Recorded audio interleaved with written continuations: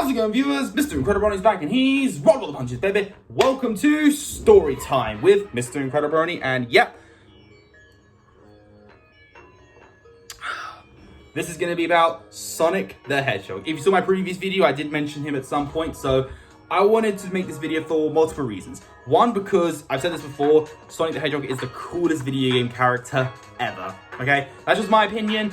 And two, I have quite an interesting relationship with him, so I wanted to explain that. Basically, Sonic the Hedgehog is a character that I used to love so much when I was younger, but then at some point I stopped loving him, but then years later I went back to loving him, and I've remained that since. And in my personal opinion, that's never going to change, and that's also a fact. That's not going to change. I'm glad I love Sonic the Hedgehog again, and I regret ever leaving him. And I'll explain the story of that, because I feel like you all want to hear this story. It will be fun, because he is my favorite video game character, so let me explain why.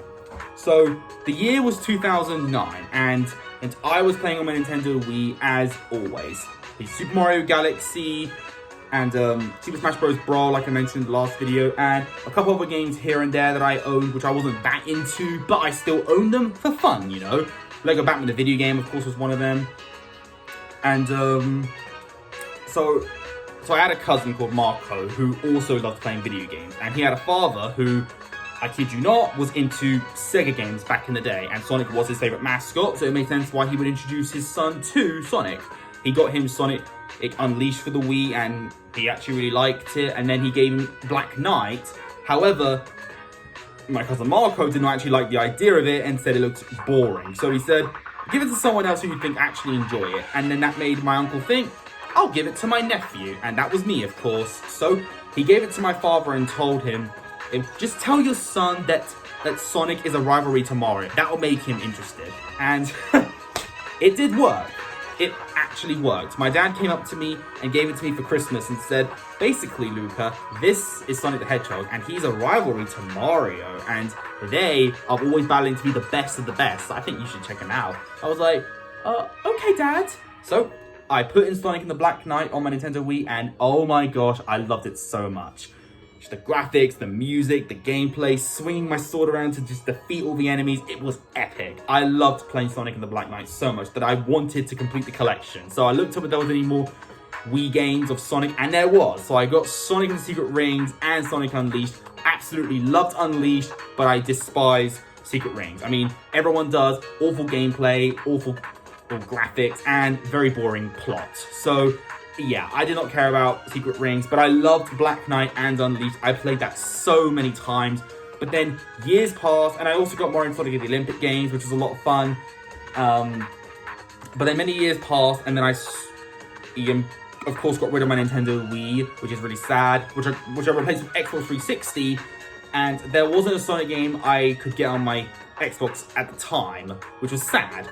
Luckily, like I said before, when I did play Mortal Kombat, my mom did send me to the Autism Club, like I told you about, and one of the games I played was, Sonic the Fighters. So I played a lot of Sonic the Fighters, and I made a friend with someone who was actually part of a family of video gamers. They love video games to death, and Sonic the Hedgehog was one of his personal favorites, and he has every single game from the collection, from the olden days and everything. And I went to his house one time, and we played Sonic Heroes together. I loved playing Sonic Heroes with him. It was a lot of fun.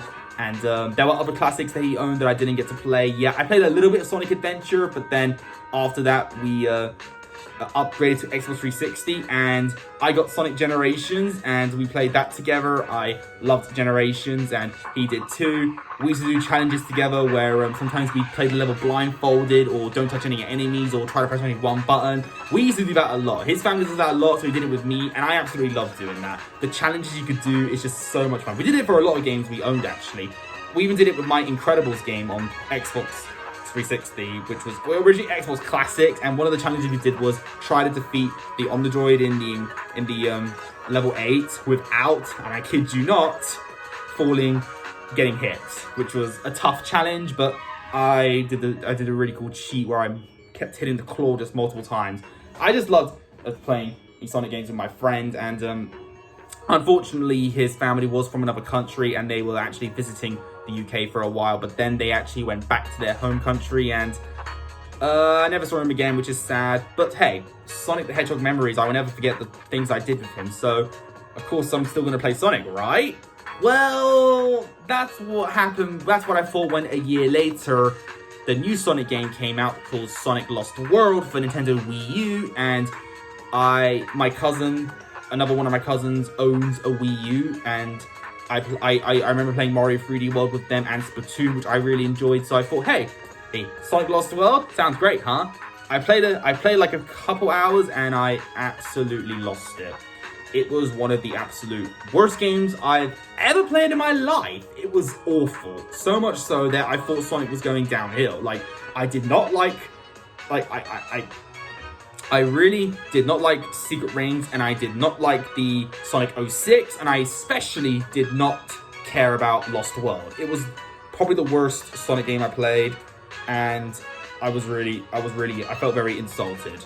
And because of that, I thought, you know what, I'm done with Sonic. So I just didn't play Sonic the Hedgehog ever again in my life.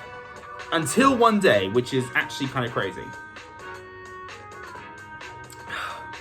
So, it was late 2020 and Paramount Pictures announced the Sonic the Hedgehog movie. And that right there sparked my interest. I was like, oh, really? A Sonic movie? That sounds interesting. But you see, and I recently did become a movie guy and didn't really care about video games anymore in my life. So I was optimistic about it. And I've seen a few video game movies like Alone in the Dark, Resident Evil, Tomb Raider, and a couple others, and they were mostly pretty bad. So I didn't think a Sonic movie was going to be that good, especially when you see the first trailer and know what the original Sonic design looks like. I was like, yeah, I don't think I'm going to watch this. But then the redesign came in and I was like, holy crap, he looks so good. Also, the voice that Ben Schwartz did for him was excellent. It kind of reminded me of the voice that I grew up with. You see, the first Sonic game I played was Sonic and the Black Knight, and that was actually Jason Griffith. And in my personal opinion, Jason Griffith is my favorite Sonic voice, okay? I just think he gets his attitude perfectly, honestly. Like, I know people have gotten used to Roger Craig Smith, and I have too, but when I played Sonic Colors Ultimate on my Switch, like, a couple years ago, I was not a fan of his voice at all. I feel like for his first time voicing Sonic, it was pretty bad. Like, Jaleel White in the 90s show was great. The Sonic Adventure voice was pretty decent. But Jason Griffith was the GOAT of Sonic, okay? I loved his voice so much. And Ben Schwartz is honestly a close second, because he makes Sonic a kid, and I think it really makes sense for his character in the film, at least, you know? I'm definitely looking forward to the third Sonic movie. I really look forward to that. But anyway, so I watched the first Sonic movie when it came out, and I absolutely loved it. It made me feel young again, and I wanted to get back into Sonic. So, like I said, 2016 was the year I stopped playing Sonic the Hedgehog. I pretty much forgot about him, so I never got to play Sonic Forces or Mania, or pretty much anything that came out after that, which is really sad.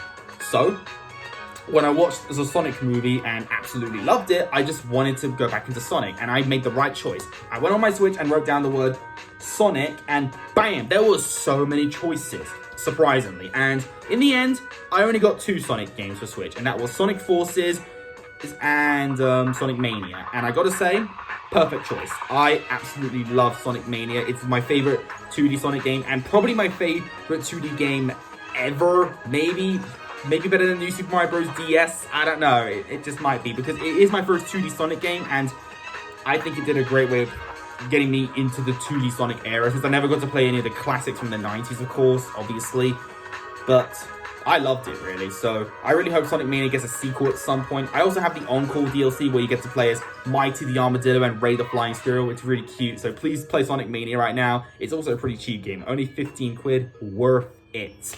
And Sonic Forces, I know people are not a huge fan of the game. I actually got a good deal on it. I got like 60% off, so it was actually pretty cheap for me. And honestly, it's not too bad. Personally, I'd rather play Sonic Forces than something awful like Secret Rings or Lost World. Okay, and as much as fun Colors is, I just think the story is pretty meh, really. I think the story for Sonic Forces is better because it's more serious and feels mature. I just feel like it works better for Roger Craig Smith than being childish, you know? If it's Jason Griffith, then childish, do childish. But when it's Roger Craig Smith, make it more serious. And I think Sonic Forces did that in a pretty good way. And the customization is a pretty cool concept too. So yeah, I actually enjoy Sonic Forces, but I love Sonic Mania, obviously. It may not be Sonic Unleashed, but it is my second favorite Sonic game, because I actually got Sonic Unleashed on my Xbox 360. I got that in the same year I got Sonic Mania and Forces for my Switch, because I was able to find it online and I was really lucky. So yeah, that's how I got back into Sonic the Hedgehog. And then in 2022, we have Sonic the Hedgehog 2, one of the best films I've ever seen in my life. It's an awesome sequel, and I was so happy. I was pretty much tearing up almost the entire time when Sonic, Tails, or Knuckles were on screen. They were portrayed brilliantly in the film, and I cannot wait for the third movie. I know Shadow is going to be great, and I bet you Metal Sonic and Amy Rose, and maybe even Rouge the Bat will appear. I'm just hoping that happens, because to those who don't know, Amy Rose is my favorite Sonic character. So yeah, that's really exciting. And 2022 was also the year of two other Sonic games like Sonic Frontiers and Sonic Origins. I didn't actually get Sonic Origins because I actually forgot it existed, but that was until this year, where a few months ago I did an unboxing video of Sonic Origins Plus, which had not only Sonic 1, CD, 2, and Sonic 3 and Knuckles, but also had like 12 other Sega Genesis games, or Game Gear, I believe, and one of them being Sonic Spinball and Dr. Robotnik's Mean Bean Machine. So, and yeah, it's really, really cool, and I love it. And I also love how it has a bunch of challenges and missions, which is super cool, because that's what my friends and I did back in the day. We used to do missions for ourselves, and the fact that Sonic is doing that now on Sonic Origins Plus is insane. I do prefer Sonic Mania personally, but I still would request Sonic Origins, especially the Plus edition. Make sure you get that, because Amy is playable, so worth it, worth it. And Sonic Frontiers, I wasn't the biggest fan of it when I first played it. I thought it was okay. I enjoyed the first island. I loved the second and third island, but the fourth and fifth island were kind of for me. But the Final Horizon DLC, which came out not too long ago, was awesome. So Sonic Frontiers is now a top 10 Sonic game for me. I do still prefer Unleashed and personally Generations, because I do have a bit of nostalgia for it. But Frontiers is definitely better than Forces, without a doubt. But either way, that's my history with Sonic the Hedgehog, and my relationship with how I used to love him back in the day, but then stopped loving him, but now I love him again. And you know what? I don't think that's ever going to change. He will always be my favorite video game character, and I look forward to what Sega does with him in the future. I really hope they bring Sonic Unleashed to Switch, and maybe even some of the other games as well, because I really want to play Sonic Adventure, and I also really want to play a Sonic and the Black Knight again. You know, I really want that to happen, because I don't have a Nintendo Wii anymore, which is sad. But yeah, viewers, do you have a similar story like this where you used to love something but then not love it and then love it again? And is it an interesting story? I would love to hear them. And yeah, viewers, if you enjoyed this particular video, leave a like on it. Don't forget to subscribe if you're interested. Follow me on Instagram, link down below. And until then, stay positive, keep calm, stay safe, be incredible. As always, Brony on. Peace.